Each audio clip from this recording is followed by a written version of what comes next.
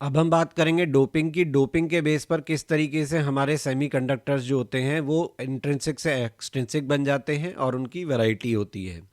Doping basically हमारा impurity मिलाने का प्रोसेस है। On the basis of impurity हमारे दो टाइप के सेमीकंडक्टर क्रिएट होते हैं, एन टाइप और पी टाइप। इनका नामकरण जो किया गया है वो इस बेस पे किया गया है कि किस तरीके की कैरियर डेंसिटी को ये बढ़ाते हैं। अगर नेगेटिव कैरियर डेंसिटी बढ़ा रहा है यानी इलेक्ट्रॉन बढ़ा रहा है तो ये एन टाइप है।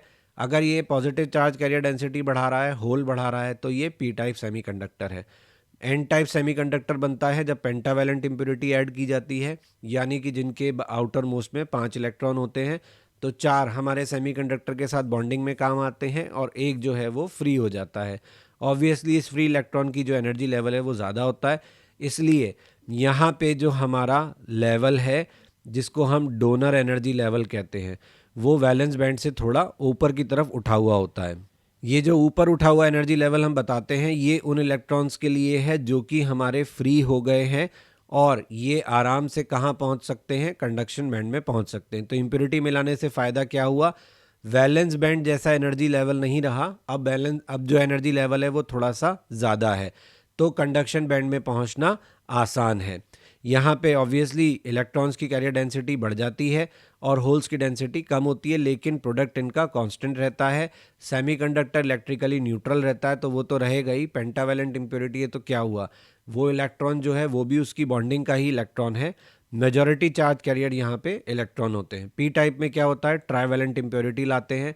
ट्राइवैलेंट इम्प्योरिटी का मतलब ये है कि सेमीकंडक्टर को तो 4 इलेक्ट्रॉन चाहिए बॉन्डिंग वाले, यहाँ इनके पास 3 ही होते हैं, तो ऑब्वियसली जिसके साथ भी ये बॉन्डिंग करते हैं वहाँ एक इलेक्ट्रॉन की जगह खाली छोड़ देते हैं, मतलब एक इलेक्ट्रॉन वहाँ पे आ सकता है। तो इससे क्या होता है, एक्सेप्टर एनर्जी लेवल क्रिएट होता है। वंस अगेन आपका जो कंडक्शन बैंड तक पहुँचने का सपना है वो आसान हो जाता है, क्योंकि जो गैप है वो कम हो जाता है between conduction band and valence band. इससे जो डेंसिटी बढ़ती है वो होल्स की डेंसिटी बढ़ती है, लेकिन वंस अगेन इनका प्रोडक्ट कांस्टेंट रहता है। सेमीकंडक्टर इलेक्ट्रिकली न्यूट्रल रहता है, मेजॉरिटी चार्ज कैरियर यहाँ पे होल हो जाते हैं। किसी भी सेमीकंडक्टर में कंडक्टिविटी का फॉर्मूला होता है conductivity of electrons as well as conductivity of holes, इन दोनों का सम। कंडक्टिविटी कैसे दी जाती है, तो यहाँ आप देख सकते हैं charge carrier density into mobility into charge. तो यहाँ पे एन ई आपको पता है, एन एच आपको पता है, म्यू ई जो है वो मोबिलिटी ऑफ इलेक्ट्रॉन है, दिया जाता है drift speed divide by electric field से, ये हम करंट इलेक्ट्रिसिटी में पढ़ चुके हैं। इसी तरीके से मोबिलिटी ऑफ होल भी दिया जाता है। कंडक्शन जो होता है सेमीकंडक्टर्स में, इंट्रिंसिक में हमने देखा कि इन दोनों की डेंसिटी इक्वल होती है। यहाँ पे हम जो करंट डेंसिटी लिखते हैं उसको हम लिखते हैं इन दोनों का सम, और कंडक्टिविटी लिखी जाती है 1 रजिस्टिविटी, उसे हम लिखते हैं इस तरीके से। ऊपर मैं आपको बता चुका हूँ कंडक्टिविटी के बारे में। पी टाइप के केस में क्या होगा कि होल्स बढ़ जाएंगे आपके इलेक्ट्रॉन से, तो आपकी करंट डेंसिटी और कंडक्टिविटी दोनों के फॉर्मूले मॉडिफाई हो जाएंगे, क्योंकि वन डोमिनेटिंग फैक्टर यहाँ पे आ जाएगा। इसी तरीके से एन टाइप में आपका फॉर्मूला चेंज हो जाएगा। तो आपको अगर इंट्रिंसिक का याद है तो बाकी का आप अपने आप लिख सकते हो।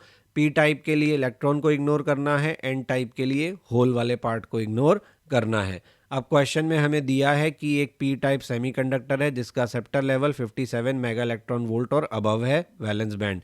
तो हमसे पूछा है मैक्सिमम वेवलेंथ ऑफ लाइट कितना होगा एक होल क्रिएट करने के लिए।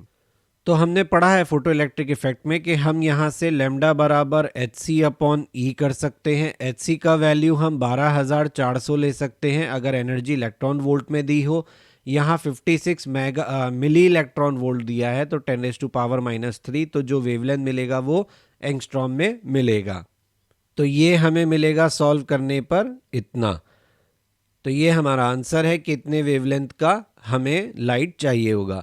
दूसरे क्वेश्चन में कहा है सिलिकॉन स्पेसिमेन है जो काम में लिया जा रहा है पी टाइप सेमीकंडक्टर बनाने के लिए, डोप किया जा रहा है एवरेज 1 इंडियम एटम पर 5 × 10⁻⁷ silicon atoms. Number density of atoms in the silicon specimen दिया हुआ है। पूछा है कितने नंबर ऑफ एक्सेप्टर एटम्स लगेंगे सिलिकॉन पर क्यूबिक सेंटीमीटर में। तो देखिए यहाँ पर हमें दिया हुआ है कि जो सिलिकॉन का स्पेसिमेन है उसकी डेंसिटी कितनी है 5 × 10⁻28 एटम्स पर मीटर क्यूब, और हमें दिया हुआ है कि इंडियम का कितना एटम लगता है 5 × 10⁻⁷ एटम पर एटम ये लगता है। यानी 10⁻21 एटम्स पर मीटर क्यूब लगते हैं।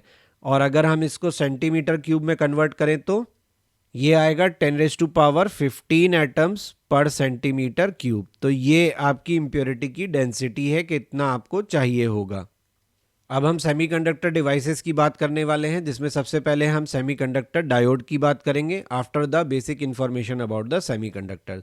सेमीकंडक्टर डायोड्स क्या होते हैं कि हम P और N को आपस में डिफ्यूज़ कर देते हैं, कंबाइन कर देते हैं, तो उसकी वजह से क्या होता है, कंसंट्रेशन डिफरेंस होता है। एक तरफ होल्स ज़्यादा हैं, एक तरफ इलेक्ट्रॉन्स ज़्यादा हैं, तो इसलिए होल्स का डिफ्यूजन होता है P से N की तरफ, क्योंकि वो ज़्यादा से कम की तरफ भागते हैं। इसी तरीके से डिफ्यूजन ऑफ इलेक्ट्रॉन होता है फ्रॉम N टू P, और इसकी वजह से क्या होता है, P साइड पर आपका लोअर पोटेंशियल क्रिएट हो जाता है, क्योंकि आपके इलेक्ट्रॉन्स आके होल्स के साथ कंबाइन करते हैं, तो यहाँ पे नेगेटिव चार्ज डेवलप हो जाता है। वैसे आपको पता है कि P टाइप इलेक्ट्रिकली न्यूट्रल था, N टाइप इलेक्ट्रिकली न्यूट्रल था, लेकिन after accepting electron on P side negative charge बढ़ जाएगा। After accepting positive charge on N side positive charge बढ़ जाएगा, पॉजिटिव पोटेंशियल बढ़ जाएगा। तो P पर आपका लोअर पोटेंशियल आ जाएगा, N पर आपका हायर पोटेंशियल आ जाएगा। ऑब्वियसली ये जो इलेक्ट्रिक फील्ड लगा रहा है वो आपके मूवमेंट के ऑपोजिट है। इलेक्ट्रिक फील्ड क्रिएट हो गया जो डायरेक्टेड है from N side to P side. कोई भी होल जो जंक्शन के पास है उसको लेफ्ट हाफ की तरफ पुश किया जाता है होल को, और इलेक्ट्रॉन को पुश किया जाता है टुवर्ड्स राइट हाफ, जैसा कि मैंने आपको कहा कि ये मूवमेंट के अगेंस्ट है। कोई भी फ्री चार्ज कैरियर जो है वो लेफ्ट में नहीं, मतलब इस स्मॉल एरिया में यहाँ जो बीच में है वो नहीं बचता, इधर वालों को इधर, इधर वालों को इधर रख देता है। इस रीजन को हम बोलते हैं डिप्लीशन लेयर। डिफ्यूजन करंट क्या होता है, जो करंट फ्लो करता है P to N side due to diffusion of electrons and from N side to P side, and diffusion of holes from P side to N side. मतलब N से P जो electron आए उसके कारण, और P से N जो whole गए उसके कारण जो इलेक्ट्रॉन होता है उसको हम डिफ्यूजन करंट कहते हैं। ऑब्वियसली ये मेजॉरिटी चार्ज कैरियर की वजह से होता है। ड्रिफ्ट करंट जो है वो माइनॉरिटी की वजह से होता है। मतलब ऐसा नहीं है कि आपके N साइड पर कोई होल नहीं होते और P साइड पर कोई इलेक्ट्रॉन नहीं होते। तो जो डिफ्यूजन करंट का डायरेक्शन है उसके ऑपोजिट डायरेक्शन में जो करंट फ्लो होता है due to minority charge carriers, उसको हम ड्रिफ्ट करंट कहते हैं।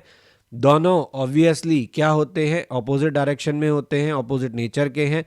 तो जब कोई बायसिंग नहीं होती है तो क्या होता है, डिफ्यूजन करंट और ड्रिफ्ट करंट आपका इक्वल होते हैं, तो नेट करंट क्या मिलता है, जीरो। मतलब पीएन जंक्शन आपने रखा हुआ है तो ऐसा नहीं है इसके अक्रॉस वायर लगाया तो आपको करंट मिलने लग गया, क्यों, डिफ्यूजन हो रहा है। नहीं, जितना डिफ्यूजन होगा उतना ही ड्रिफ्ट करंट होगा, तो दोनों आपस में मेजॉरिटी और माइनॉरिटी एक दूसरे को कैंसिल आउट कर देंगे। पीएन जंक्शन का सिंबल भी देख लीजिए। तो ये तब है जब कोई बायसिंग नहीं करी है, मतलब कोई पोटेंशियल डिफरेंस हमने नहीं लगाया, तो टोटल करंट क्या मिलेगा हमें, जीरो। ये यहाँ पर आपकी डिप्लीशन लेयर जो है, जहाँ पर कि आप कहते हैं कोई इलेक्ट्रॉन और कोई होल नहीं रहेगा, उसका पोटेंशियल बेस्ड डायग्राम है। आप देख सकते हैं कि P साइड पे आपका लोअर पोटेंशियल है, N साइड पर आपका हायर पोटेंशियल है, और ये जो डिफरेंस है इसको हम कहते हैं बैरियर हाइट। और ये डिस्टेंस के साथ डिप्लीशन लेयर की जो थिकनेस है उसके साथ विड्थ के साथ किस तरीके से वेरी कर रहा है, यहाँ पे आप देख सकते हैं सिस्टमेटिक डायग्राम से। अब हम बात करेंगे बायसिंग की। बायसिंग दो तरीके की होती है, फॉरवर्ड बायस और रिवर्स बायस। फॉरवर्ड बायस में क्या होता है, P को P से, N को N से, मतलब P टाइप को पॉजिटिव से, N टाइप को नेगेटिव से कनेक्ट करो, that is called forward biasing. ये क्या करती है, ये इलेक्ट्रिक जो फील्ड स्ट्रेंथ है बैरियर का उसको डिक्रीज करती है। क्यों, क्योंकि आपका बैरियर का जो फील्ड स्ट्रेंथ था वो तो इनको इधर उधर जाने से रोक रहा था, मेजॉरिटी चार्ज कैरियर के फ्लो को रोक रहा था। लेकिन ये जो बायसिंग आप लगाओगे ये आपके इस मेजॉरिटी करंट को क्या करेगी, सपोर्ट करेगी, यानी डिफ्यूजन करंट जो है वो बड़ा हो जाएगा, ड्रिफ्ट करंट जो है वो छोटा हो जाएगा।